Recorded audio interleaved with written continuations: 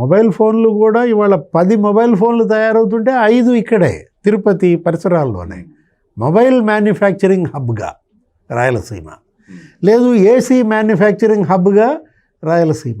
అసలు ఇవాళ సీమ అక్కడ ఏంటి దాని అదృష్టం, ఇండస్ట్రియల్ క్యారిడార్స్. అటు VCIC Vizag Chennai industrial corridor, అట్లాగే మరి ఇది Bengaluru Chennai BCIC industrial corridor.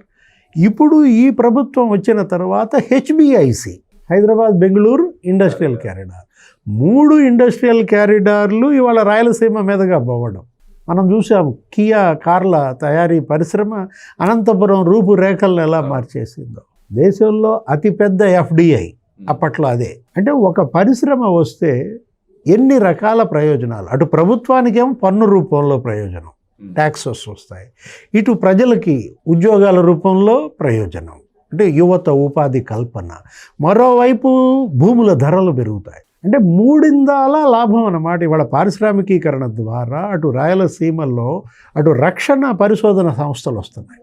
ఇప్పుడు హాల్ హిందుస్థాన్ ఏరోనాటిక్స్ లిమిటెడ్ అది గనక ఇవాళ విస్తరిస్తే, మీరు కర్ణాటక దాటి బయటకు వస్తే ఆంధ్రప్రదేశ్లో పెట్టండి, అనంతపురంలో పెట్టండి అని ముఖ్యమంత్రి చంద్రబాబు అడిగితే వాళ్ళు గగ్గోలు.